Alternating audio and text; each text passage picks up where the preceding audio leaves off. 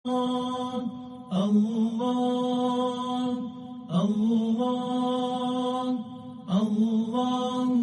يا الله الله الله الله يا الله الله.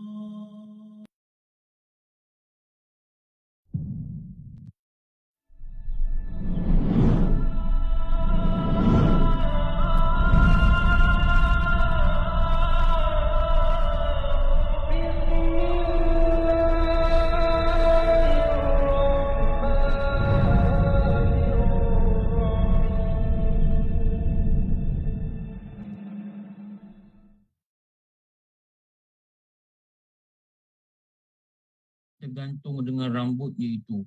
Kita dah baca, ada perempuan kena seksa rambut dia gantung. Bahawa sesungguhnya tiada mahu menutup rambutnya daripada lelaki yang lain yang haram memandangnya. Maknanya dia tak tutup rambut dia daripada mahram dia. Kalau perempuan tu adik dipandang tak apa, abang dipandang tak apa, bapak mertua dipandang tak apa, bapak dipandang tak apa, anak saudara dipandang tak apa. Jadi dikatakan yang lain ni, yang haram ni mahram dia. Adik ipar dia tak boleh pandang. Anak saudara suami dia tak boleh pandang. Kena bezakan anak saudara kita dengan anak saudara suami kita. Anak saudara suami kita ni adalah bukan mahram. Nak kena tutup elok, tutup betul-betul. Budak hantar barang online tak boleh tengok. Kadang-kadang pakai tuala je atas kepala. Nampak rambut-rambut terkeluar ni. Tak seriusnya dia dalam menutup aurat. Tahu tak, seksa yang sangat besar ni diberi kepada orang-orang macam ni. Sebab apa? Sebab kita malas. Kita malas tau. Kita malas. Kita malas. Tapi benda-benda lain yang dunia kita rajin. Kita teliti betul dalam bab masakan. Daun ni kalau tak ada, rasa macam tak komplit masak. Masak asam pedas, tak ada daun kesum. Daun apa? Daun kesum, betul lah daun kesum. Masak asam pedas, tak ada daun kesum. Rasa macam galat ni. Rasa, kenapa lah kedai ni habis tak jual daun kesum. Rasa sangat-sangat galat. Tapi keluar rumah tadi, ambil barang, orang order. Shopee, anak order Shopee. Dia pimpin kat depan, kita buka kat luar, kita pun malas nak buat apa-apa, baju kelawar kita pakai, kita ambil tuala-tuala good morning ke apa, kita letak atas kepala kita keluar. Rambut kita nampak. Kita kata dengan budak ni, apa lagi dah nak masih order ni, rambut nampak. Tutup betul-betul. Rambut keluar kadang. Leher dah main nampak. Lengan nampak kadang. Sign lagi kadang, itu sign. Ini koyak lagi. Ini koyak. Tahu? Dia tak kisah pun. Tahu tak rambut yang terkeluar tu nanti, na'udzubillah, Allah sediakan satu hukuman yang paling berat, digantung dia akan rambut dia.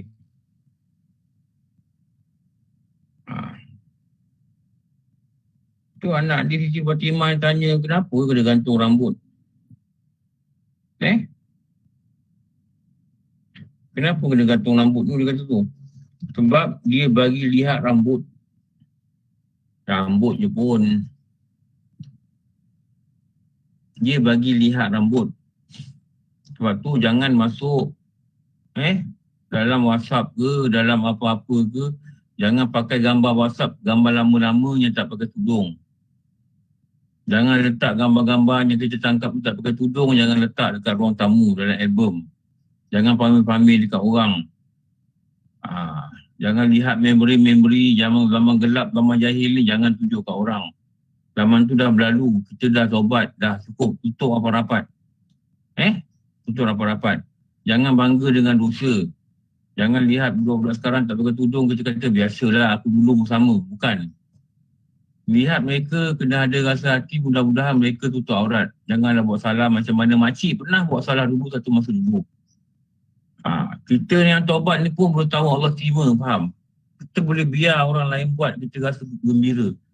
Kita rasa bangga. Kita rasa dengan dia, engkau ni tak ada tudung, rambut engkau berserak. Dulu aku tak ada tudung, aku kemas betul rambut aku tau. Jangan cakap begitu. Seksa dia bukan main-main tau. Seksa dia bukan kena rotan macam dekat sekolah, urut tangan sebat gitu, bukan. Bukan kena public caning dekat punggung dengan rotan. Tak. Seksa dia main gantung, dia main bakar, dia main sumbat mulut dengan api, sumbat mulut dengan air yang mendidih, sumbat dengan ni, danah perut, pecah otak, sumbat dengan kala. Oi, benda ni bukan sikit-sikitnya siksaan. Dan dalam keadaan orang tu hidup dan merasai menjerit-jerit sakit dalam neraka. Bukan sikitnya siksaan. Lepas tu tak berbaloi lah. Malas punya pasal, letak je apa-apa atas kepala, yang keluar rumah je. Ni ramai orang perempuan buat. Terutama orang perempuan yang tak belajar. Saya cakap terang-terang. Orang perempuan belajar pun kadang tak serius. Ini kan pula orang perempuan tak belajar. Jadi hati kita ni perlu ditakut-takutkan kerana dia memiliki watak degil. Watak degil. Macam kita dulu marah anak kita, kau jangan buat lagi, kan mak rotan kau. Begitu. Rotan kat dunia masih boleh tahan tau. Tapi pukulan dekat akhirat ni memang sangat mengerikan. Diikat-ikat, dipalang-palang, digantung-gantung. Dia tak kira. Malaikat Zabaniah ni, malaikat Malik ni, dia memang Allah ciptakan dia ni, malaikat ni, dia tak ada kesian tengok orang kena seksa. Malah dia rasa patut kena seksa. Sebab apa? Dia taat pada Allah, Allah kata seksa, dia seksa. Dan dia tak ada rasa belas kasihan. Bukan nakir dia pukul orang dalam kubur. Sampai Rasulullah kata, tongkat tu yang dipukul manusia dalam kubur ni, kalau kau ambil tongkat ni, kau pukul pada gunung, kau akan lihat bagaimana gunung ini berderai. Kau lihat gunung ni derai jatuh. Berderai rata. Kerana kuatnya tongkat dipukul pada gunung. Mana ada tongkat kat dunia ni pukul gunung. Jangan cakap pukul gunung lah. Pukul benda kecil lah. Gaya berderai. Ini gunung. Agaknya kalau dia naik pada Everest, pukul Everest tu, lepeh Everest tu jadi berderai. Everest tu tak tahan menanggung hentakan daripada tongkat muka nakir ni. Dia bukan tongkat biasa yang kita nampak. Dan Rasulullah kata, kalaulah alam barzah itu boleh dibuka untuk didengar suara orang yang menjerit melolong tadi kena pukul, maka suara itu akan dengar masyriq wal maghrib. Akan dengarlah di barat dunia, akan dengarlah di timur dunia.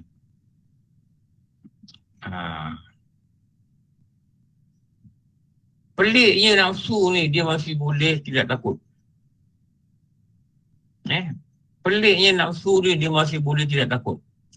Bahkan dia diugut, diancam, diberikan khabar yang menakutkan, dia masih tak takut. Dia masih lagi, kita kata apa, tak peduli. Itu nafsu ni, dahsyat nafsu ni. Dia tak peduli. Dia dengar ni, dia takut lah. Besok kan dia buat lagi. Abang ipar datang, dia pakai t-shirt. Abang ipar datang, dia pakai sekup. Dia tak nak pakai tudung. Apalah salah sarung tudung sekejap, tak nak. Abang ipar datang, dia pakai seluar, stokin tak pakai, dia duduk depan abang ipar atas kursi bercakap dengan suami dia. Kalau suami dia patut tegur. Lepas tu masuk dalam bilik, dia cakap, ni stokin kena pakai. Suami ni kena tanggungjawab untuk tegur. Kalau dia tak nak buat, itu cerita lain. Tapi kalau suami biar, takut nanti ke akhirat nanti, dia masuk neraka, dia tarik suami sekali masuk neraka. Ini kita nak kena hati-hati tau. Bukan senang kita jadi suami. Lepas tu kita kena belajar, kitab-kitab ni kita belajar apa? Jangan tak belajar nanti terjerut dalam neraka na'udzubillah tanpa tersedar kerana kita tak tahu tanggungjawab kita. Kita cakap dengan dia. Cakap dengan dia dengan bahasa yang paling elok. Kalau lah isteri dia marah, semua tak boleh. Ini tak boleh. Itu tak boleh. Ini tak boleh. Tak boleh. Suami ni patut dia sabar. Baru orang cakap begitu je. Seorang yang cakap. Rasulullah dulu kaum dia beramai tentang dia. Hukum nak bunuh dia pun ada. Macam-macam hukum nak cederakan dia pun ada. Tak dapat berhentikan dakwah tu, tawar pula. Jadi bagi jawatan. Tawar nak kahwinkan lagi dengan perempuan cantik. Rasulullah tak nak. Tu dalam kita nak ajak keluarga ni, kita kena ada kunci dia. Kita kena sabar. Moga-moga Allah lihat kesabaran kita ni, ditolong kita. Memang payah. Terutama kalau orang rumah kita ni dah lama panggil dia gitu. Kita baru sedar sekarang, baru nak cakap dengan dia. Dan dia tak ikut kelas, lagi payah. Kalau dia dapat ikut kelas sama-sama, kurang-kurangnya dia dengar. Kita cuma remind je. Tapi kalau dia tak ikut kelas, ni agak kerja kita agak berat lah.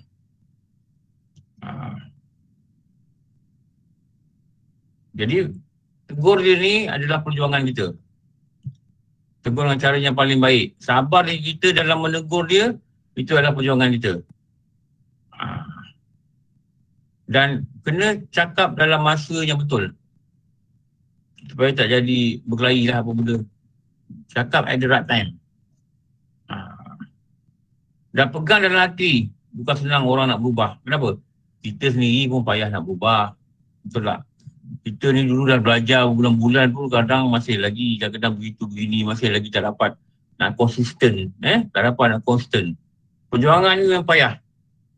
Perjuangan yang paling payah ni lawan nafsu ni. Ni lebih payah. Apa lagi? Dan perempuan yang tergantung dengan lidahnya. Ada perempuan dia angkat lidah ni, digantung, dia keluarkan lidah, dia jadikan lidah ni untuk diikat dan digantung. Dia gantung kepada badan tapi ikatan tu bukan pada tangan pada kaki tapi ikatan gantungan itu pada lidah. Maknanya lidah tu dah cukup sakit ke dia gantung. Kat dunia kalau orang gantung lidah orang tu mati lah. Lidah akan tercabut ke apa tak tahu lah. Dan orang tu akan mati. Tapi kat akhirat ni masalahnya tak mati. Kenapa dia gantung lidah ni? Bukan gantung lidah, dah buka mulut gantung lidah, dituangkan ke lehernya, air panas dituangkan ke leher itu. Rasulullah kata. Dia macam kata, apa dosa dia orang buat ni, kena seksa begini, seksa begitu.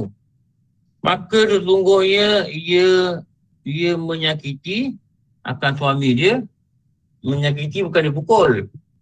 Kenapa lidah dia gantung? Lidah ni dia cakap perkara-perkara yang menyakiti. Lidah ni dia cakap perkara-perkara yang menyakiti. Mustafa Sidi, apa khabar?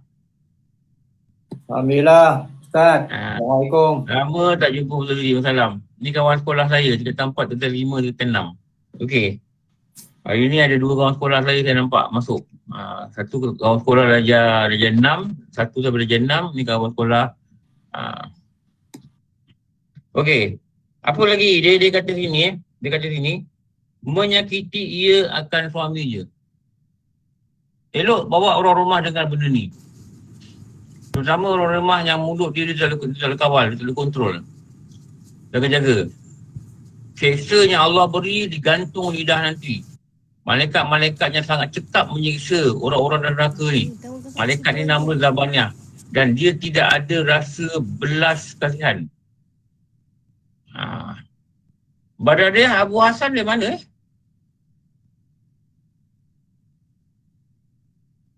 Badan dia Abu Hasan dari mana? Oh tak cakap. Okey tak apa. Macam saya perasan nama ni. Okey.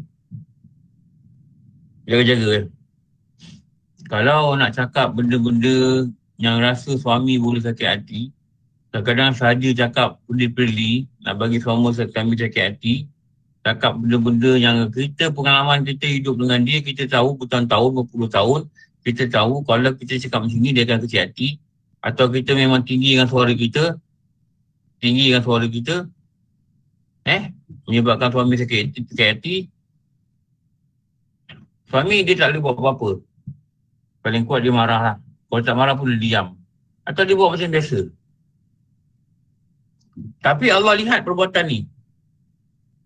Allah lihat. Malaikat catat perbuatan ni.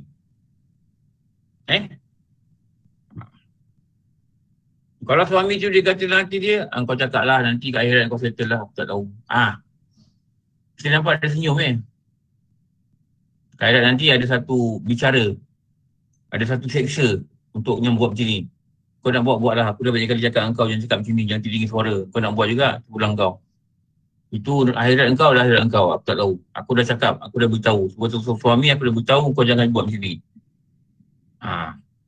Engkau buat juga, it's your own responsibility. Dia tak tahu sama cakap itu nanti dia. Aku tak campur tangan. It is your own responsibility. Engkau akan jawab. Engkau akan tanggung. Itu nama dia tanggung jawab.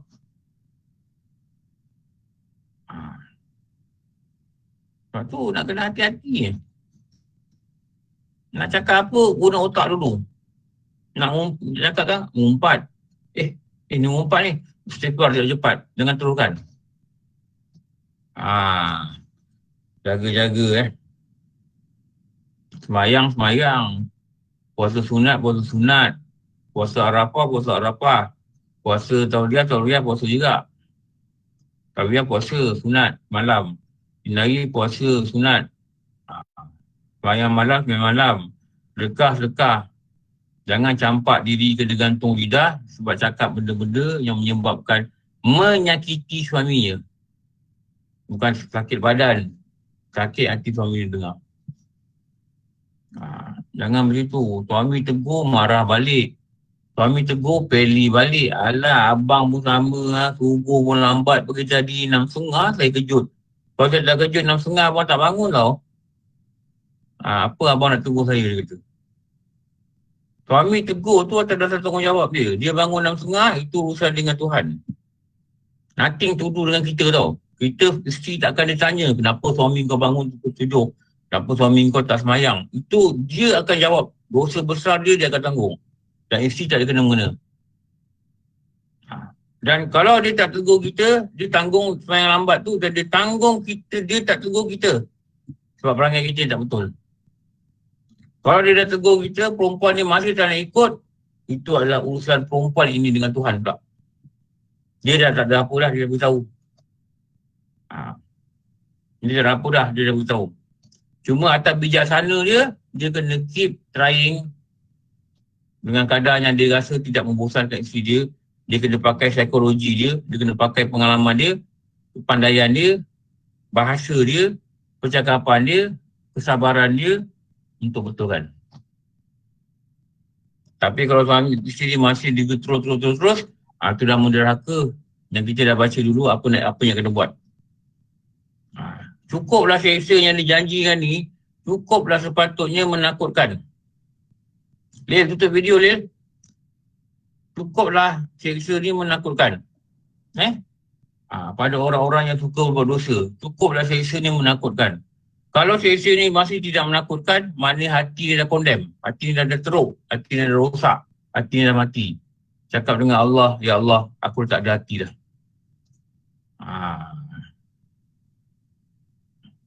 Bila nak pergi barzah ni? Malam ni boleh pergi barzah kalau sampai masa. Malam ni boleh pergi akhirat kalau masa. Barzah ni dah mula masuk dekat akhirat.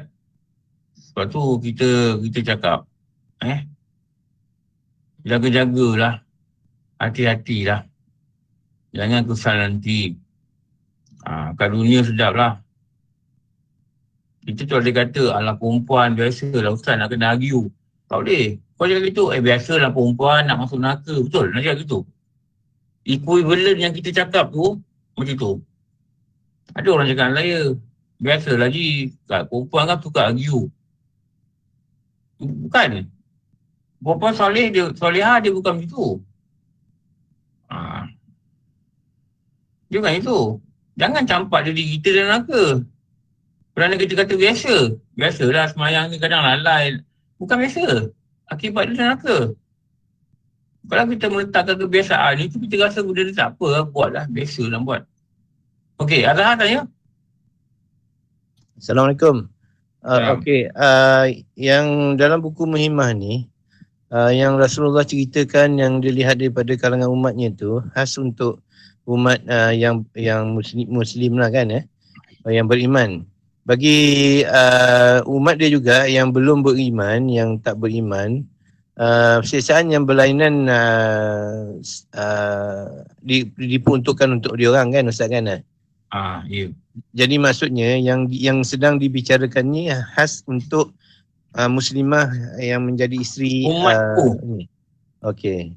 Umatku maknanya umat Rasulullah ni lah. Ya, umat Rasulullah yang non-muslim pun masih umat dia kan? Itu ada beza pendapat dari kalangan ulama.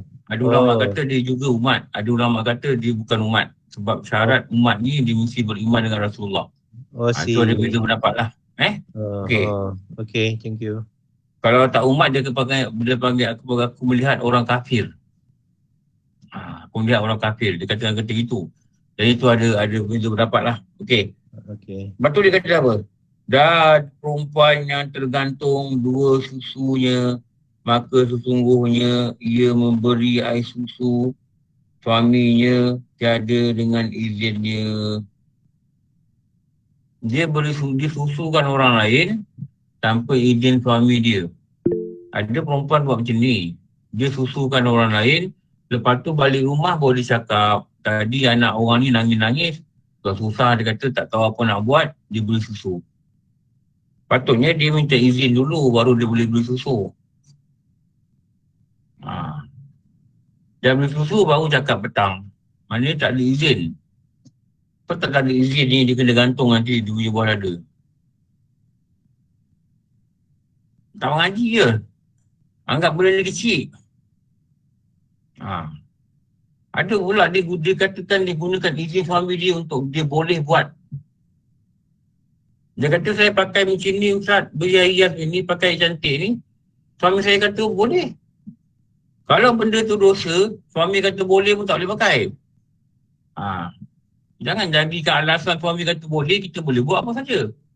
Saya keluar dengan lelaki pergi outstation, pergi kedah kerja. Suami izin. Suami izin tak izin suami berdosa. Kita berdosa keluar. Bila suami izin, suami itu pun berdosa. Dia kata apa salah kerja? Suami ni tak belajar agama. Isteri kata suami izin bolehlah pergi. Isteri tak belajar agama. Tengok apa jahilnya pasangan ni. Dia bahkan dia buat dosa tanpa dia sedar. Dia ingatkan dia tahu. Rupanya dia tak tahu. Dia tak sedar yang dia tak tahu. Dia tak tahu yang dia tak tahu. Ini nama dia jahil murakab. Dalam kitab tersebut dah. Ramai jadi murakab ni. Berlapis-lapis. Dia tak tahu yang dia tak tahu.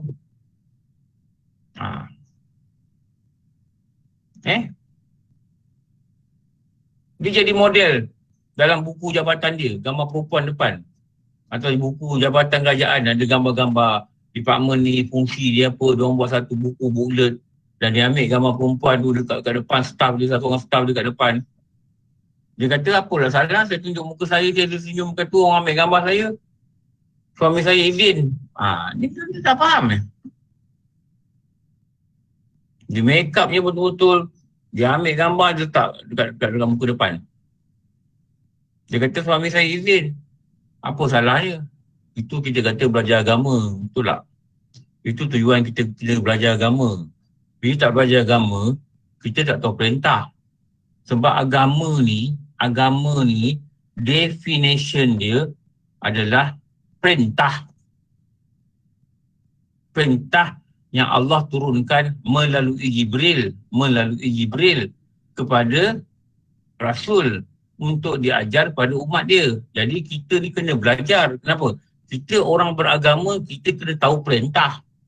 Mananya wajib, mananya sunat.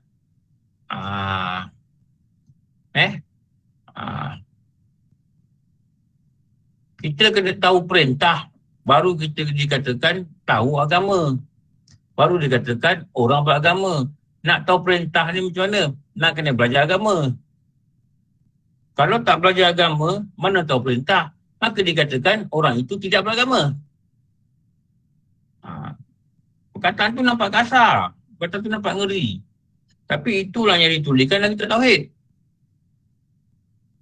Kita tak tahu. Ini tak tahu, itu tak tahu.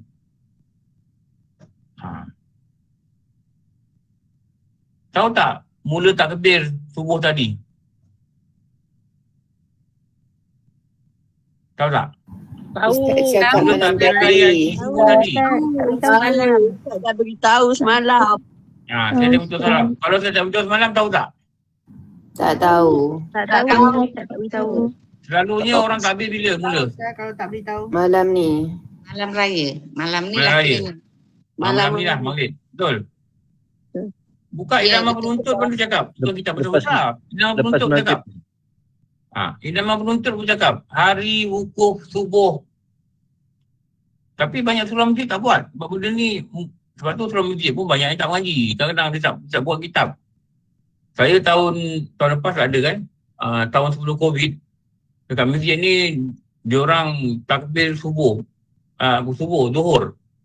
Macam besok hari haji, zuhur ni mereka takbir. Subuh tu imam lain, zuhur ni imam lain. Mungkin imam yang subuh tu dia lupa ke apa ke, saya tak tahulah. Tapi zuhur ni dia takbir. Bila zuhur ni dia mula takbir, saya tengok jemaah dah mula pandang-pandang lah. Mungkin first time buat lah. Padahal patutnya subuh tadi mula. Tak apalah, subuh tadi imam lain mungkin dia lupa kan. Zuhur ni imam muda takbir. Allahu Akbar Allah. Orang dalam sini lah. Ada yang tanya saya, Ustaz, agaknya imam lupa. Lupa apa dia kata? Raya besok kan dia kata. Dia kata memang patutnya subuh tadi dia mula takbir. Oh iya ke? Dia kata. 2-3 orang rumah saya. Ya ke Ustaz? Ya. Ya. Dalam kitab kata. Oh tak tahu pula. Memang tak tahu, tak ngaji. Tahu tak? Maybe So, kalau ada- TV siarkan takbir tu mungkin masyarakat akan aware. Jadi satu pendidikan. TV pula tahu. Betul aja. Dah mula dah Ustaz. TV pula tahu. Memang TV siar takbir kan tak ada pun. Tak ada. Dia takbir ke melanggang. Lepas azan maghrib kan. Kita tengah buka puasa kan. Kita tengah takbir kat TV. Dulu. Saya nak cerita pengalaman guru kami lah. Dia cerita. Dia ni masa mengaji pondok dulu. Dia dah tahulah. Dia dah tahu. Lepas tu bila besok nak raya, dia dah balik kampung lah. 2-3 hari balik kampung lah. Jadi hari wukuf tu, subuh, orang suruh dia jadi imam. Dia jadi imam lah. Pagi imam subuh tu dia takbir lah. Dia cerita pengalaman ni. Lepas tu lepas dia takbir, lepas dia dikit, orang suruh kumul dia. Orang tanya dia. Kau ni, dia masa dia budak lagi lah, 20 lebih kan. Kau ni salah ke? Kan dah raya besok. Dia tahu lah raya besok. Kenapa kau takbir sekarang? Memang takbir sunat sekarang. Ya ke? Kitab mana kau rujuk ni? Kau belajar kat mana? Kebetulan dia kata kitab yang dia belajar tu ada kat surau. Dia buka kitab tu, dia panggil pakcik-pakcik ni. Muka surat ni. Nampak? Ni. Oh, tak tahu. Padahal kitab tu mengaji kat surau.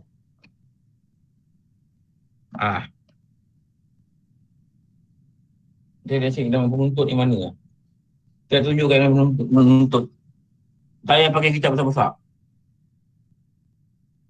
Muka berapa? Berapa sih? 52. Tengok muka 52. Kalau ada dalam penuntut, buka kejap. Kita tengok.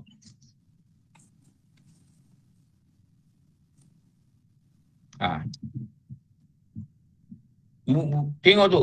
Kalimah takbir tu, Allah Akbar tu baca.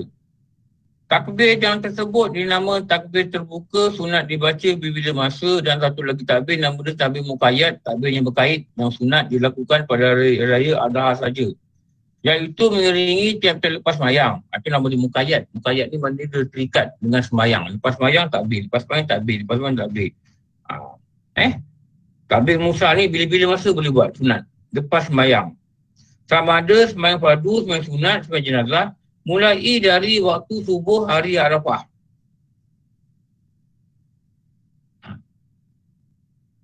Itu kan dia? Mulai waktu subuh hari Arafah.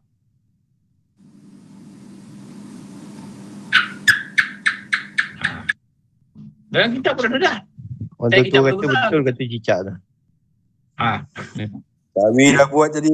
Lepas subuh tadi kami dah buat. Jadi dapat. Jadi buat kat mana dia? Saya Surau, buat masjid. kat surau kat rumah saya. Oh, boleh semayang kan? Ada 6 orang. Jadi ACK dapat semayang. Melaka boleh dalam 12 orang Melaka. Oh, Melaka ada 2 orang. Lil, apa tahun lepas ada buat tak? Subuh. Tahun lepas, Tahun buat lepas, apa tu? tahun lepas. Buat apa? Takbir lepas subuh, 9 Zulhijjah. Tahun lepas tak boleh.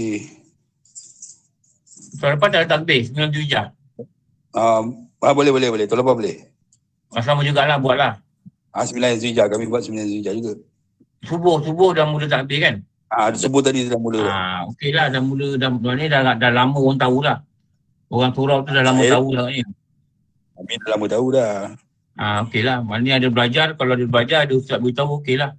Lepas tu, okey lah, terima kasih. Sebab tu kita kata untungnya kita ni bila duduk dalam majlis ilmu. Sampai sekarang banyak surau tak tahu. Saya tahulah saya ngajar. Ya ke Ustaz? Ya ke? Jadi kenapa Rasulullah beritahu seksa ni? Buat macam ni kena gantung gini. Buat ini kena gantung ini. Buat ni kena gantung ni.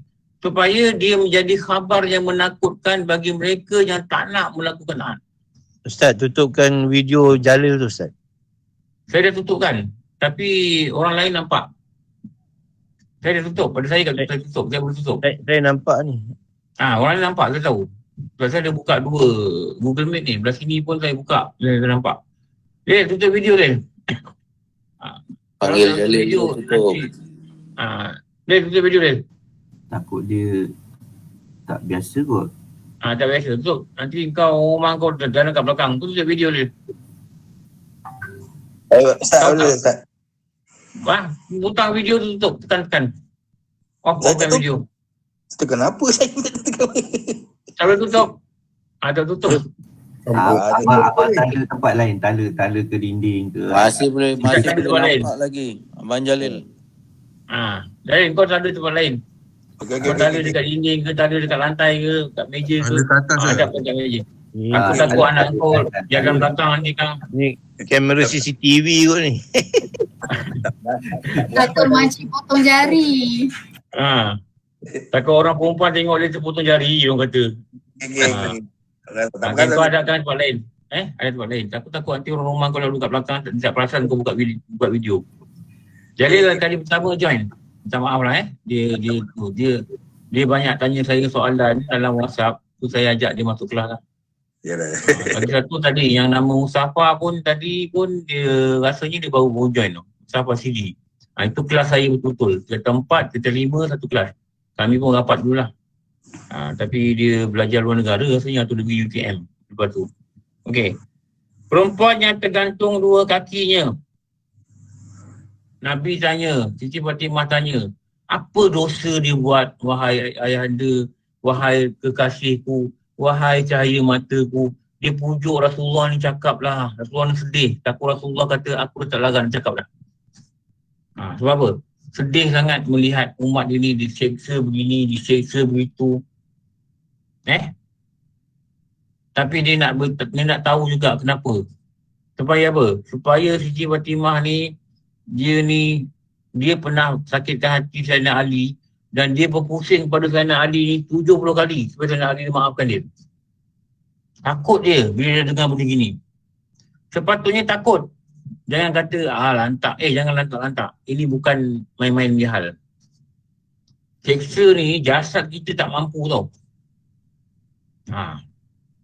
Orang dalam neraka ni dibesarkan kulit dia, ditebalkan kulit dia, ditebalkan daging dia supaya lambat hangus. Ditebalkan kulit tu. Ditebalkan kulit dia supaya lambat hangus. Tak hangus, jadi balik, bakar balik. Kalau tak takut, ni tak ada akal lah. Dan cakap macam itulah. Dan tak ada akal. Kenapa Allah Ta'ala tunjukkan pada Rasulullah ni? Supaya di turun bawah bumi, dicerita. Warning. Allah Ta'ala dah warning. Kau buat macam ni, ini kau dapat nanti. Kau buatlah, ini kau dapat. Perempuan yang tergantung 2 kakinya. Tadi dia gantung lidah, tadi dia gantung rambut. Ini kaki dia kena gantung. Lepas dia gantung kaki, dia kata, di dalam kerongkongnya ada api neraka. Dia masuk ke api neraka ni dalam kerongkong ni. Mana dia gantung kaki ke atas, kepala kat bawah. Bawah ni dipasangnya api neraka ni supaya api boleh masuk dalam kerongkong dia. Allah, tak ada lagi orang kat dunia siksa manusia macam ni tau. Kalau kena macam ni, mungkin 2-3 minit dia mati. Ustaz, Ustaz, ya, Kak. Adakah ini hanya gambaran yang Rasulullah tengok sebab belum lagi akhirat, belum lagi mahkamah Allah. Jadi ada orang dalam neraka ke? Pada masa Rasulullah dia bertunjukkan masa hadapan. Okey. Gambaran. Kak Ani daripada mana? Saya dari Kuala Lumpur, Ustaz. Saya nampak nama ni, saya maaf lah saya bertanya Kak Anis ni anak Tun Hussein On ke? Maaf Ya. saya bertanya lah. Ya, tak Okey, apa. terima kasih. Sebab saya tengok Anis Tun Hussein, saya ingat pemimpin kita dah dulu. Pemimpin Melayu kita kan. Maaf saya bertanya lah.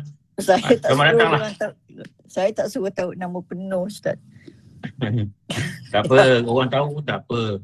Hussein On ni kan dihormati dulu. Pemimpin kan. Terima kasih, Kita pun Ustaz. suka Hussein On ni. Okey. Ya Ustaz dah ada geng orang KL. Orang kita KL. orang KL. Saya ni California. saya syukur lah Kak. Ya. Orang saya ramai. Orang KL, orang Sabah, orang Sarawak. Orang Texas ada cukai kemaman. Saya suka gembira lah. Orang Bentong kaki durian dogol ada. Macam kawan dia dalam ni. Bagus. Okey. Ingat ni Dia gantung kaki ni kerongkong dia masuk neraka. Allah, kita tak boleh imagine lah. Tapi kenapa kita buat juga? Tu soalan dia. Kenapa? Nafsu ni Allah Ta'ala dah cerita dah. Dia dibakar dalam neraka 1000 tahun. Dia tanya dia, siapa Tuhan kau? Dia dengan bongkak dan sombong, dia kata engkau, aku. Lepas tu neraka paling panas. Lepas tu dia masukkan dia 1000 tahun, neraka sejuk. Ada neraka sejuk tau. Siksa dia sejuk. Tanya dia lagi, engkau siapa? 1000 tahun tau. Dia masih jawab, engkau, aku. Dia nak mengaku Allah Tuhan dia. Akhirnya 1000 tahun, dia masuk dalam neraka lapar. Neraka lapar yang lapar dia tak cakap. Akhirnya dia tanya, siapa engkau? Siapa aku? Baru dia kata, aku hamba engkau Tuhan. Setelah disiksa dengan neraka lapar. Sebab tu nafsu ni, dia tewas dengan lapar. Sebab itulah kita disunatkan, kita diwajibkan. Bulan Ramadan wajib apa? Berpuasa. Wajib puasa. Nafsu ni dia kalah dengan lapar. Ini pagi-pagi je dah fikir roti canai, pancake. Lempeng. Orang KL kata pancake. Malah up status. Orang sibuk puasa ni hari, dia sibuk bantai pancake. Dia sah pertama pergi beli nasi lemak. Patutnya puasa kalau kesihatan kita mengizinkan, kita puasa lah. Saya tak cakap orang tak puasa tak baik. Kalau boleh kita puasa. Sunat tetap sunat, betul tak? Kalau tak nak puasa, pulanglah tak puasa pun tak apa, tak berdosa. Tapi puasa ni salah satu cara untuk menghentam nafsu ni. Dia dengar seksa, dia tak takut. Sekali kita bagi dia belasah dia, macam mana Allah hukum dia pada neraka lapar. 1000 tahun dia masuk neraka yang dilaparkan dia dengan keadaan yang sangat teruk, baru dia kata, engkau Tuhan, aku hamba.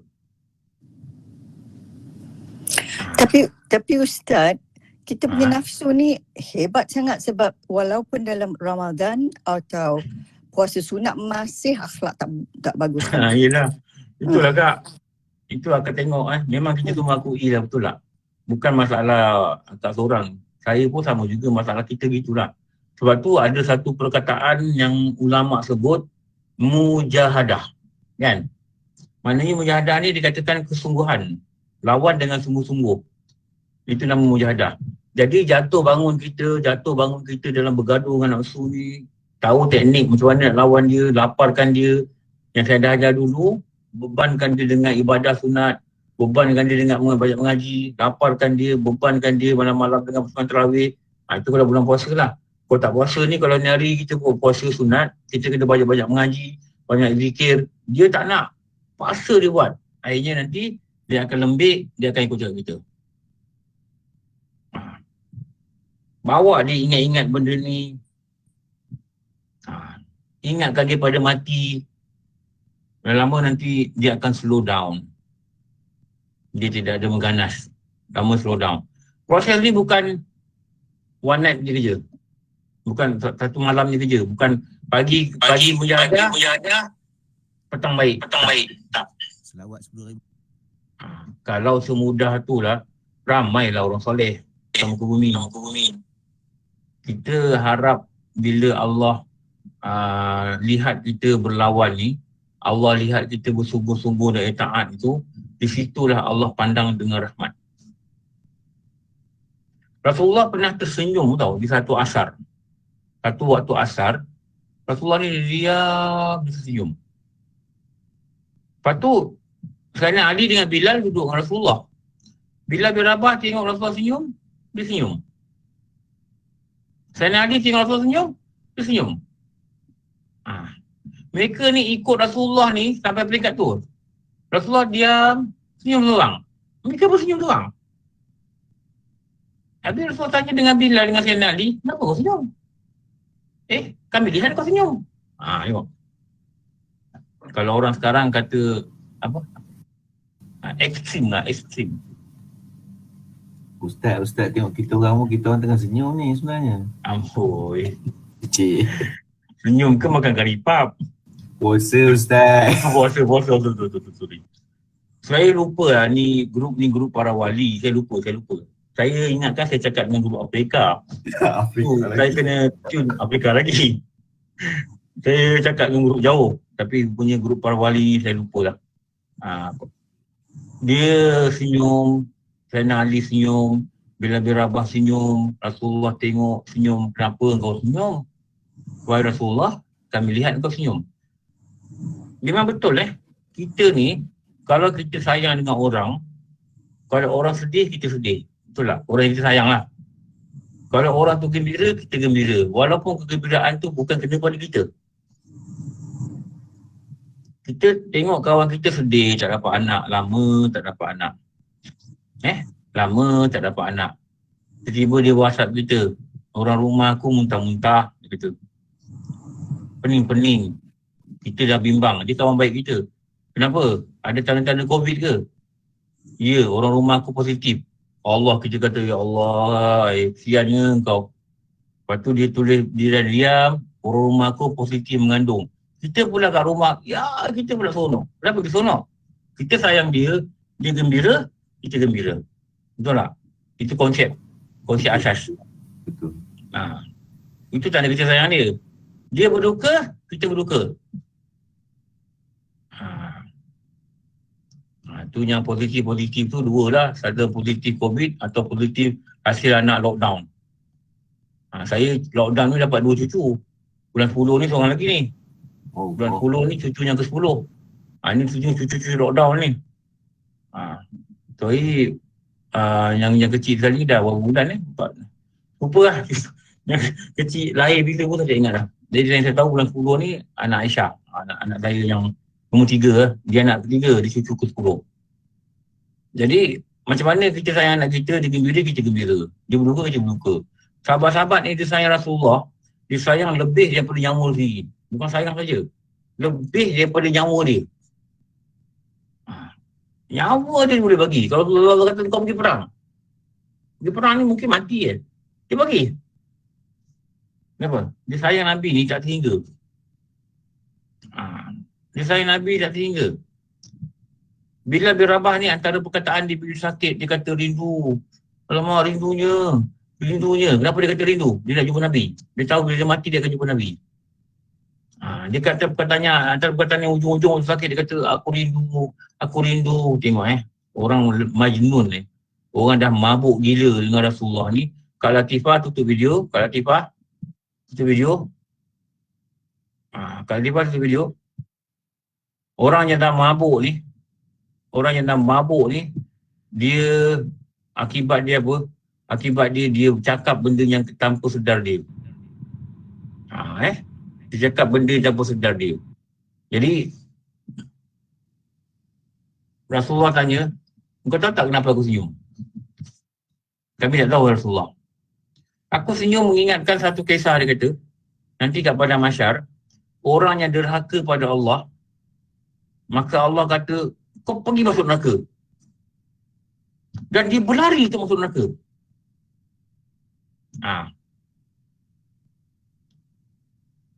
Dia berlari untuk masuk neraka. Maka para malaikat tanya, kenapa kau berlari masuk neraka? Dia kata, sebab aku taat pada Allah. Allah suruh masuk neraka, aku akan masuk neraka. Padahal di dunia dia buat dosa. Lepas di dunia Allah suruh taat, aku tak buat. Aku kesal. Sekarang ni apa Allah suruh masuk neraka, aku cepat masuk neraka. Rasulullah dengar cerita ni, Rasulullah senyum. Dan Allah melihat dia taat juga pada masyar ni. Taat juga, walaupun kat masyar baru taat, Allah tahan dia masuk syurga. Ni dalam kisah kita kitab. Allah kata, aku tersenyum mendapat tahu cerita ni. Senyum macam kelakar lah. Dulu kat dunia tak nak belajar, tak nak apa. Tapi bila Allah kata, engkau ni masuk neraka, dia berlari masuk neraka. Kenapa? Aku nak taat pada Allah lah, takut aku masuk neraka tu. Rasulullah kata, sebab itulah aku tersenyum. Lepas tu kita ni, kalau rasa degil sangat ingat-ingat, kena selalu datang ceramah agama kan. Dengar apa guru-guru kata di kitab mereka yang mereka mengambil perkataan ni daripada Rasulullah. Okey, Rashid tanya. Lama angkat tangan.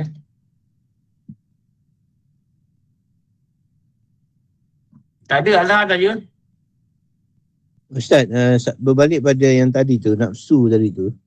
Kenapa begitu dahsyat penceritaan tentang hukuman azab bagi pelaku-pelaku yang disebutkan tadi, tapi masih lagi orang lakukan.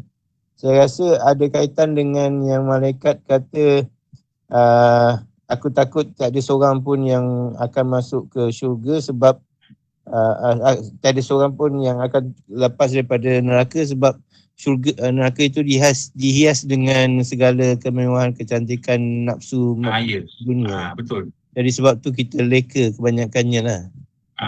Mungkin itu kot. Betul. Bila Allah ciptakan neraka, Allah cakap dengan Jibril, kau masuk neraka. Dia masuk neraka, tengok seksa neraka. Seksa neraka. Sebelum tu, Allah panggil Jibril, engkau pergi kira jumlah makhluk atas muka bumi. Maknanya kira dah burung berapa, burung merpati berapa, burung pipit berapa, burung enggang berapa, makhluk. Ikan ni berapa, ikan ni berapa, ikan ni berapa, ikan keli berapa, ikan paus berapa, manusia, berapa orang lelaki, berapa orang perempuan, macam buat inventory lah, kita kata, stock taking. 3 hari dia balik. Dan dia boleh tahu, ini makhluk ni berapa, pasir berapa, pokok kelapa berapa, pokok rambutan berapa, pokok durian berapa, di 24 berapa, air berapa. Pokok duri hitam, kucing tidur, kucing tak bangun, kucing berak berapa. Durian-durian ni. Ni, senarai. Complete list. Lepas tu Allah kata, kau masuk neraka. Kau kira alat seksa dalam neraka dia berapa. Alat seksa tau. Tukul, gergaji ke, tak tahulah. Kala, anjing, ular, berapa liter, berapa juta liter nanah, berapa buah zakum ada, kau kira. Maka dia tak balik, setahun dia tak balik, nanti tak kata. Padahal bumi 3 hari dia balik menghadap Allah. Setahun dia tak balik. Allah panggil dia balik. Tak habis lagi ke? Dia kata aku tak kira walau separuh pun tak habis lagi. Setahun. Lepas tu Allah tanya dia, macam mana kau lihat neraka? Dia kata aku yakin tak ada manusia nak masuk. Dia sendiri tengok seksa neraka ni. Dia kata, aku yakin tak ada manusia yang nak masuk neraka. Lepas tu, dia dah keluar neraka tu dengan Allah. Allah letakkan perkara-perkara yang menyebabkan manusia boleh masuk neraka. Dia pergi suruh Jibril pergi balik, tengok sebab aja dekat luar-luar ni. Dekat luar pintu neraka ni. Sebab ni masuk neraka, sebab ni masuk neraka, tengok. Apa Jibril balik jumpa pada Allah? Jibril kata apa? Aku bimbang semua manusia akan masuk neraka. Tengok Jibril punya penilaian tau. Dia punya assessment dia gitu tau. Kenapa? Ulama kata kenapa? Neraka ni nak masuk dia hanya perlu lihat-lihat, tak payah belajar, tak payah nak qadha solat, tak payah nak sembahyang khusyuk, tak payah nak baca Quran. Mana nafsu ni dia seronok. Enjoy, jalan-jalan, tak fikir nak buat amal ibadat, tak payah cakap baik-baik dengan orang, cakap suami masa mood baik, cakap baik, mood tak baik, bantai cakap kasar-kasar. Macam kebanyakan yang biasa kita lihat dan kita lalui sendiri sebenarnya kadang-kadang. Maknanya tak ada kepedihan nak melawan tu, tak ada. Suami cakap A, kita patut A. Tapi kita masih nak cakap B. Kita beri pandangan. Bang, sinilah bang B. Suami kita tidak A. Waktu tu hati kita menggelodak untuk kata no, mesti A. Suami dia diam lah. Kita menggelodak, tak ada lagi. Tak luar, mesti A juga bang. Mesti, abang ikut cara saya, mesti A. Dia kata tak payahlah. B lah. Buat cara B lah. Tak mesti. Menggelodak tu, menggigil dalam hati tu. Kenapa? Nafsu tu sedang bertarung dengan hati kita. Hati kita dah ada cahaya ilmu. Hati kita kata, kau jangan lawan cakap dia. Nanti kau akan digantung lidah kau. Hati dah ada maklumat. Mana maklumat? Akal dah belajar, akal dah faham, dia bagi signal. Kau jangan lawan. Tapi kekuatan nafsu ni, dia lawan. Tapi kita menggigil. Muka merah, marah. Cakap juga, tak, A juga. Tak cukup tu. Syaitan datang, tambah lagi. Cakap, abang orang tahu, kau bodoh. Kau tak kerti. Seperti saya dah nak buat ni. Nampak? Nampak tak? Dia tak boleh tahan.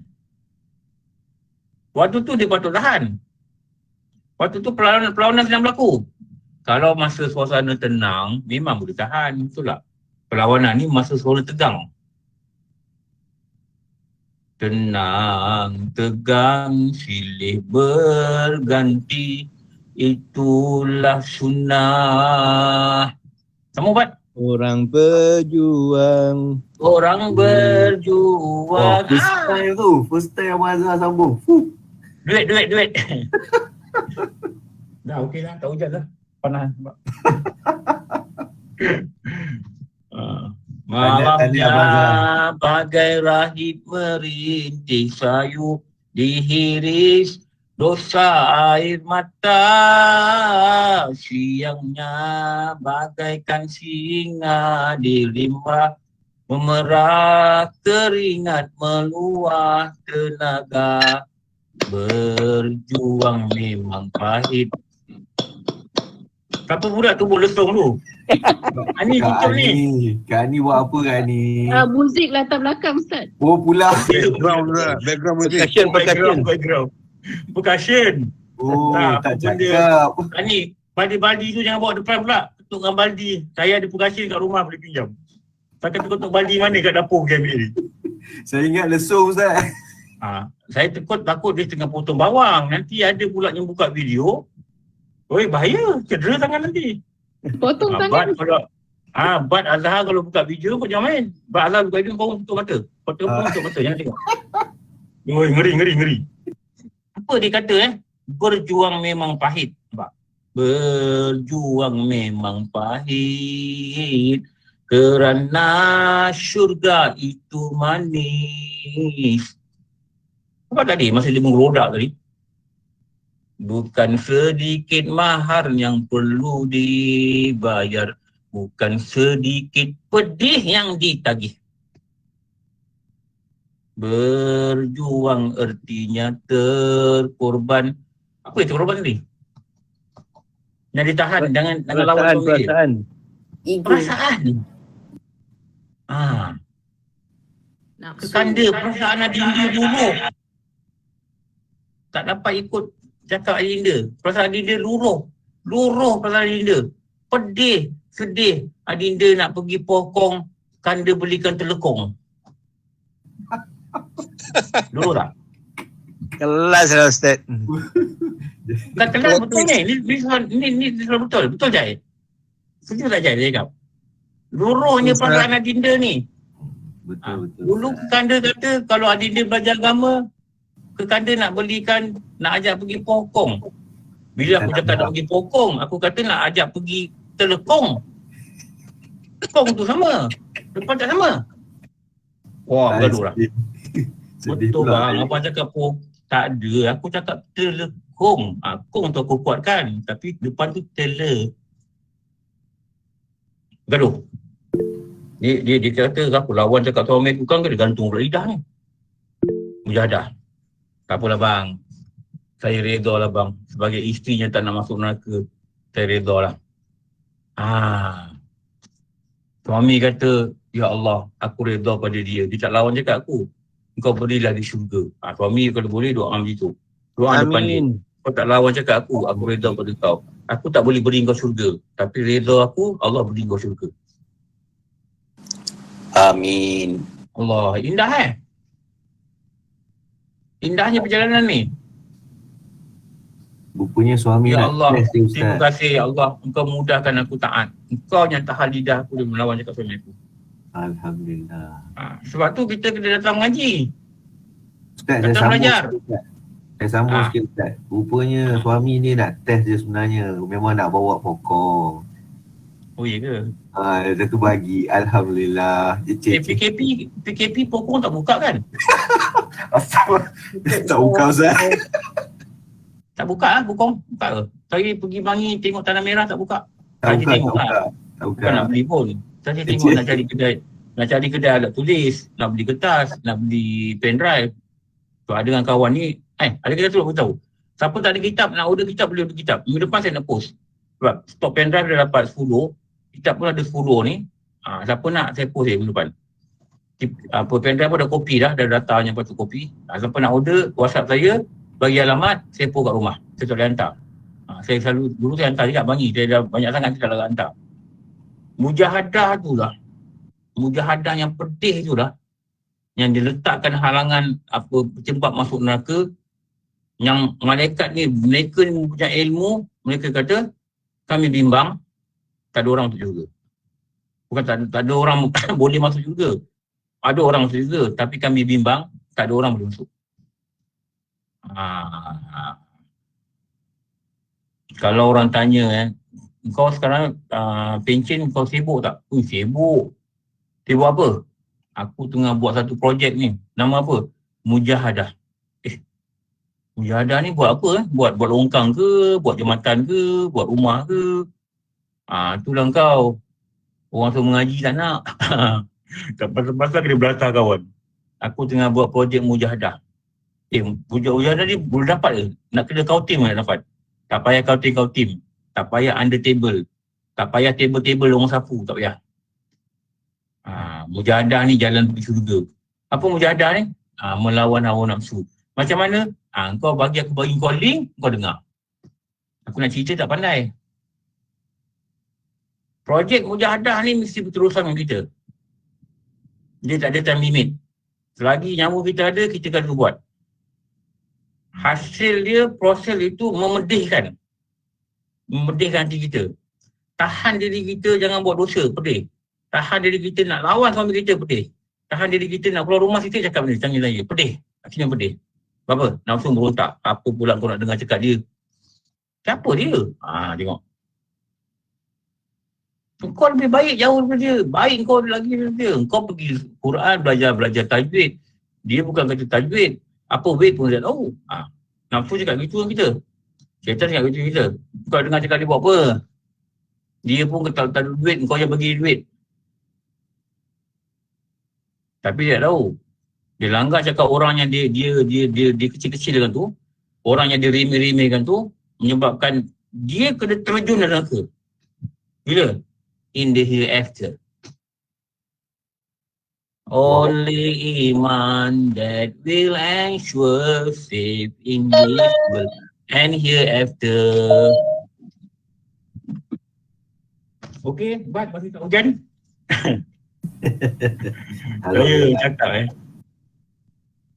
Saya cakap Mujahadah ni memang pedih. Tu saya kata tadi, lagu tadi lagu orang berjuang tadi. Mujahadah ni pedih. Bukan pedih macam kita ada duka. Pedih dalam hati. Dan pedih dia sampai kita buat kita menangis. Pedih dia sampai kita menangis. Baru nama pertarungan. Masa tu hati kita ni dia tumbuk oleh nafsu, kita tumbuk dia balik. Macam MMA lah. Dia kepit kita kepit dia balik. Hati dengan nafsu bergaduh dalam Ramadan. Dan kita boleh rasa muka kita merah. Kita tengah bertarung dalam badan. Kalau waktu tu hati tu menang, nafsu tu kalah, kadang sampai menangis. Cedera jasad kita. Macam kita bergaduh, cedera muka lebam. Kita bergaduh dalam hati, cedera. Sampai tangisan ini keluar. Cakap dengan diri, engkau biar menangis kat sini. Engkau jangan menangis dalam neraka. Okey. Saya tanya setuju tak apa saya cakap ni? Mujahadah ni pedih. Any objection? Saya tanya. Oh, susah Ustaz. Setuju, Ustaz. Setuju. Setuju. No, Ustaz. Any objection? Boleh object saja. Tak apa. Tak ada Ustaz. Alah mujahadah senang Ustaz. Suami saya kata A, saya A. Suami saya kata air ni pahit lah. Saya ambil rotan. Abang pukul lah saya bang. Saya rela disiksa di dunia bang. Air dah sedap bang pukul lah saya bang. Bang saya lipat baju abang. Tak elok. Bukalah balik bang. Saya lipat balik bang. Kalau macam tu mujahadah senang. Okey, siapa yang dapat macam tu cakap saya. Tapi ada satu lagi test yang sepatutnya jadi climax dia Ustaz. Lain borang kepada satu lagi. Tahu. Itu belum saya belum sentuh lagi. Nanti dulu. Kalau ada berani yang tu, mujahadah lah tu. Ikut jadi haram jadah. Takut jadi haram jadah kan. Amboi kat ni. Kita sekarang ni kita berlakukan dulu. Pagi-pagi. Jangan lompat kat situ. Nanti Abang Malik bagi durian, ada kepala kena baling dengan durian nanti. Sebab tu orang kata kau nak nikah nombor 2 pakai helmet. Kita jangan cakap betul dulu. Kita kena hormat kaum wanita ni. Kaum wanita ni dalam ni dia bukan para wali. Kita pun bukan para wali. Kita jangan benda sensitif, kita perlahan-lahan cakap. Macam benda sensitif kita kata botak dan boroi. Boroi dah bukan. Kena lagi. Sensitif tak? Sensitif tak boleh? Tak adalah. Alamak, kena cukup lah. Tak apa Ustaz, sampai pukul 10 pun tak apa. Orang nak kerja tu. Janganlah nak buat rendang ni. Saya cuti. Nak buat rendang. Okey, nak buat rendang. Cukup. Ya, Tengah hari ni. Mana masak lembak rendang ni.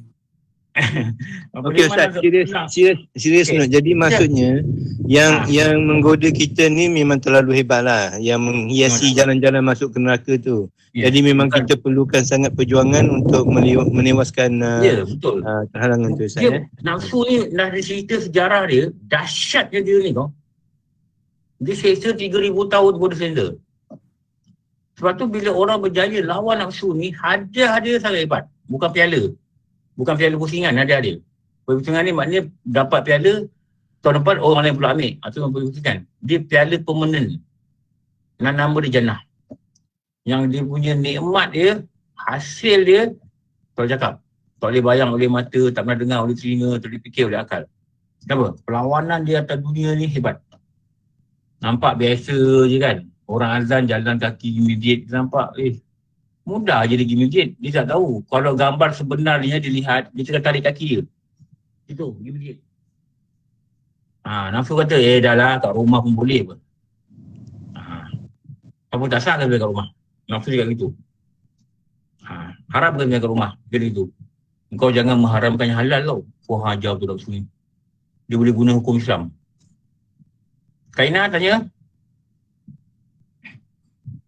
Buat tanda wah, nanti buat diri tu wah. Ustaz nak tanya pasal semalam saya baca surah Al-Waqiah dengan terjemahan dia tu kan. Jadi terjumpa ayat yang mengatakan golongan yang terdahulu lagi ramai masuk syurga daripada golongan yang terkemudian. Jadi dia punya explanation golongan terkemudian tu adalah golongan selepas Nabi Muhammad SAW. Jadi yang ni macam mana tu Ustaz? Explains. Dia kalau tafsir itu sebenarnya dia bukan golongan terdahulu tu. Sebenarnya kalau ulama tafsir dia kata apa? Salafu soleh. Mereka menggunakan salafu soleh ni, orang yang 300 tahun pertama yang hidup zaman Nabi, itu nama dia orang soleh zaman dahulu. Salaf ni maknanya dahulu, soleh ni orang soleh lah. Ada ulama mentafsirkan orang ni. Ada ulama mentafsirkan orang-orang yang beriman, yang mereka ni diseksa dengan teruk oleh orang-orang yang menentang agama. Mereka-mereka ni lah yang dikatakan masuk juga. Orang dulu masuk Islam, kena pukul, kena belasah, kena bunuh kan. Kena seksa. Tengoklah kisah Bilal bin Rabah yang saya pernah cerita. Kita ada zaman ni, kita lahir Islam. Dan kalau ada orang bukan Islam masuk Islam pun, rasanya tak ada siapa yang kena seksa, betul tak? Paling banyak pun dia kena buang dari keluarga dia lah. Tapi kita yang lahir Islam ni, tak pernah orang dapat tahu kita belajar online, kita keluar rumah, ketuk kepala kita. Rasanya tak ada. Kita free. Tapi bila kita free ni lah, menyebabkan kita tak ambil peringatan. Orang dulu dia menghargai agama dia dapat dengan penat-penat, dengan jerih, dengan air mata, dengan darah keluar dari badan dia. Tu dibandingkan orang dulu orang sekarang gitu je lah. Pada apa yang Zainal belajar lah dan tafsir. Okey Zainal? Haji Yus? Okey Ustaz, terima kasih. Ustaz, berkaitan dengan yang Ustaz cerita tadi, yang berkaitan yang Cik Azhar cakap tadi, maknanya nak muajadah sebagainya. Tapi ada juga diceritakan bahawa tentang yang pelacur tu beri anjing minum air, kemudian yang bunuh selaka seorang tu, maknanya rahmat Allah tu lagi besar sebenarnya. Yes, kan? yes. Rahmat Allah ni mengatasi kemurkaannya. Rahmat Allah ni mengatasi kemurkaannya. Cerita yang perempuan yang pelacur, yang bagi air ni, maknanya dia punya pengajaran ni, apa kebaikan dia walaupun kecil, dan orang yang buat itu dosanya besar, tapi dia buat kebaikan kecil tu masih dipandang. Sebab tu ulama kata buatlah banyak-banyak kebaikan, sebab kita tak tahu kebaikan yang mana yang menyebabkan rahmat Allah jatuh pada kita dan kita dia masuk ke syurga. Buatlah banyak-banyak. Buatlah banyak-banyak. Pergi beli daging garang, nampak jiran apa khabar, sihat tu kebaikan tu. Tengok kita beli sekilo, dia beli 5 kilo. Dia nak angkat tak larat. Tak apalah kita tolong angkat 3 kilo. Abang bawa ni, saya bawa ni. Kita abang kat mana? Jauh, tak apa saya tolong. Tu kebaikan. Dia kata, tak balik rumah ni, nak pergi Langat, rumah mak nak hantar daging. Kita cakap, bang, jalan baik bang. Cakap jalan baik tu doa. Kebaikan. Buatlah kebaikan banyak-banyak. Buatlah kebaikan banyak-banyak. Kerana ulama kata, tak tahu kebaikan yang mana yang Allah beri rahmat. Sebab kita ni berdosa. Walaupun tak dosa macam pelacur tu, tapi masih ada dosa yang kita tak tahu kadang. Jadi orang di kisah tu, dosa pelacur ni, dosa zina ni memang teruk lah. Tapi sebab ada kasih sayang dia dengan makhluk ni, Allah rahmati hidup dia. Menyebabkan dia berubah dan dia masuk syurga. Jadi buat kebaikan. Dulu ada satu kawan cerita, ustaz juga. Ada perempuan Cina, ni perempuan Cina yang bukan tua sangat lah, tapi old fashion. Dia pakai baju tak ada singlet, dia tak tuala kat sini, dia kata. Ni kan old fashion ni cara kan. Old school dia bicara lah. Kalau Cina modern-modern ni tak ada, tak tuala sini. Dia datang surau, kawan saya ni nak keluar surau. Dia kata, saya nak masuk Islam lah. Dia kata. Lepas dia masuk Islam, dia kata, mari pergi rumah saya. Jadi kawan saya ni bawa lah beberapa isteri dia dengan JK perempuan ni datang ziarah lah. Rupanya kat rumah ni dia banyak bela kucing buangan. Dia kalau jalan-jalan dia nampak kucing kena buang ni, anak kucing yang setengah mati, yang teruk sangat, badan dia dah kuyup-kuyup. Dia ambil, dia akan mandikan, lepas tu dia makan, dia bela. Sampai satu saat dah okey, dia akan tanyakan kawan dia, mereka ni ada grup punya, geng-geng kucing ni. Siapa nak ambil kucing ni ambil. Dia akan bagi ke kawan dia lah. Jadi kawan saya ni kata, apa yang dia dapat belajar, bila manusia tu dia berbuat baik dengan makhluk, antara hadiah besar yang Allah bagi pada dia ialah hidayah pada agama Islam. Itu dia dapat buat conclusion dia kata tu. Dia bela dalam 30 ekor kucing, dia ada satu bilik khas lah. Dia jagalah, najis dia, pasir semua dia jaga. Dia buat kerja, walaupun dia dah 50, tapi dia bongkok-bongkok buat kerja tu dia sanggup buat. Atas kasih sayang dia pada binatang ni. Tu dia kata conclusion dia apa? Conclusion yang dia boleh buat, dia kata Allah beri hidayah sebagai sayang daripada binatang ni. Itu juga macam pelacur ni yang dikatakan ambil air daripada kasut dia, beri minum kan. Beri minum anjing lagi tu. Dia cerita tu, kisah dia cerita dalam kitab. Okey, cukup. Nanti Ustaz satu saja Ustaz. Ya. Betulkah Ustaz, itu Nabi beritahu sahabat, orang kemudian bukan lebih hebat ke, kuatlah juga iman. Jadi sahabat ini keliru. Dia kata, Nabi kata orang akhir zaman ini beriman dengan ajaran Nabi dengan tidak menetap wajah Nabi, beribadah dan berjuang dengan Nabi. Faham. Dia hadis dia gini. Rasulullah ni satu hari dia menangis. Dia menangis, bukan menangis macam bunyi-bunyi tu, macam bunyi menangis tak ada. Dia menangis, air mata dia keluar. Dia diam, air mata dia keluar. Lepas semayang, dia diam, air mata keluar. Lepas tu sahabat tanya, Sayyidina Umar tanya, Sayyidina Bakar tanya, kenapa kau menangis kepada Rasulullah? Aku rindu gitu. Aku rindu dengan ikhwan. Ikhwan ni kalau bahasa Melayu dia saudara lah. Saudara mara, ikhwan. Aku rindu dengan ikhwanku. Lepas tu, sebelum tu Abu Bakar tanya, apa lagi keperluan kau yang kami tak cukup sampai kau sedih? Yang kami tak tunaikan keperluan kau sampai kau rasa sedih? Rasulullah kata, tak, aku bukan itu. Aku rindu dengan saudara maraku. Ikhwan. Ikhwan ni saudara lah. Sahabat kata, bukan kami saudara kau? Bukan, kau adalah sahabat aku. Rasulullah kata, ikhwanku, mereka yang hidup di akhir zaman. Tak dengar suara aku, tak lihat cakap aku, tak lihat muka aku, tak dengar suara aku, tak pernah lihat muka aku. Tapi mereka beriman dengan aku. Watuba. Lalu apa? Bahagialah mereka. Bahagialah ni apa? Selamatlah mereka ke akhirat nanti.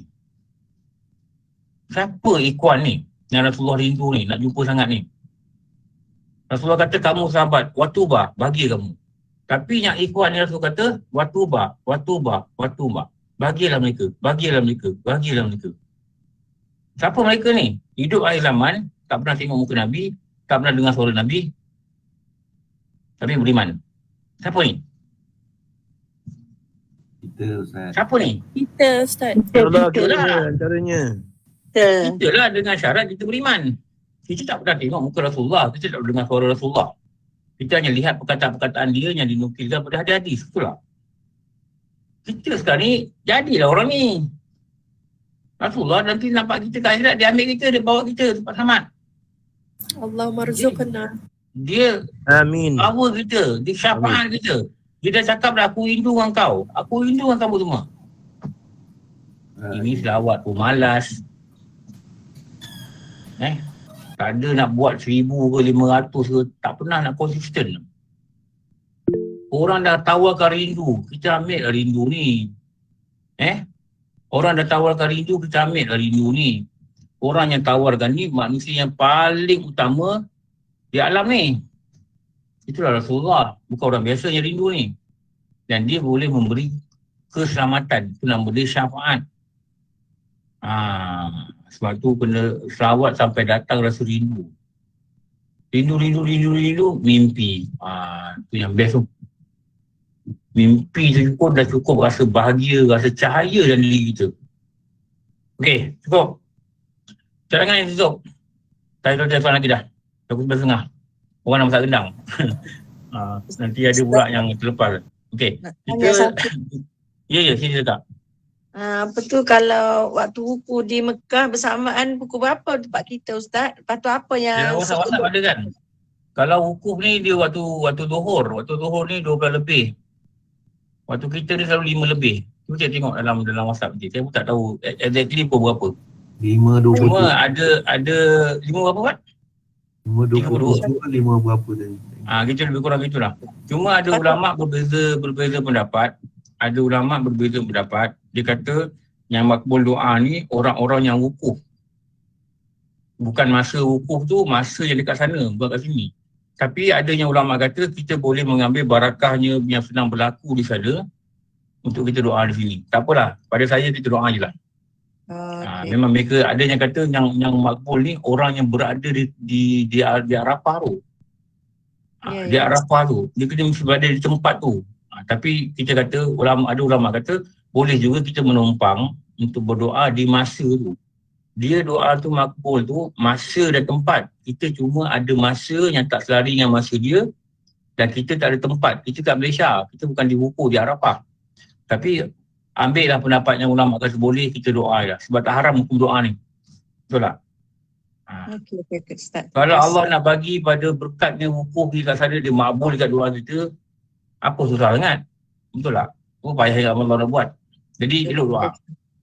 Kita ambil pendekatan gitu lebih baik. Cukup. Nanti dah masa dah time ni, terlebih.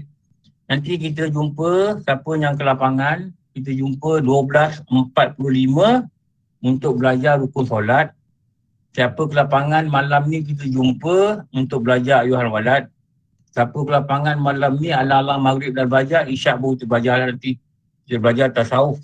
Okey, insya-Allah. Alhamdulillah Rabbil Alamin. Wassalatu wassalamu ala syafi'il anbiya sayyidina Maulana Muhammad wa ala alihi wa sahbihi ajma'in. Rabbana atina fid dunya hasanah wa fil akhirati hasanah wa qina adzabannar. Wassallallahu ala sayyidina Maulana Muhammad wa ala alihi wa sahbihi wabarakatuh. Alhamdulillah Rabbil Alamin. Pasti banyak kurangan, cuma aku maaf. Wabillahi alam. Assalamualaikum warahmatullahi wabarakatuh. Waalaikumsalam.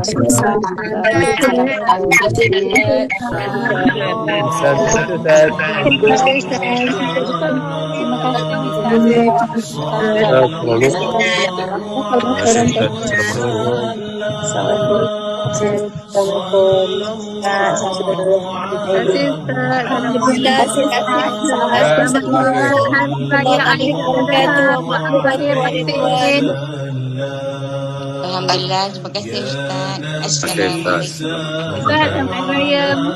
Terima kasih insyaAllah. Terima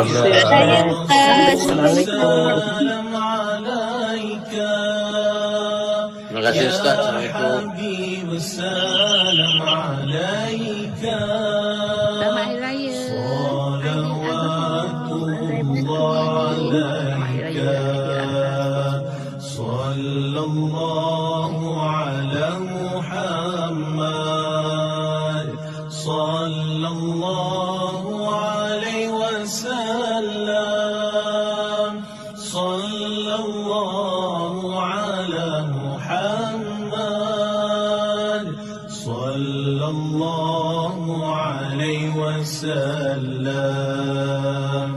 أشرق البدر علينا فاختفت منه البدور مثل حسنك ما رأينا قد يا وجه السرور صلى الله على محمد صلى الله عليه وسلم صلى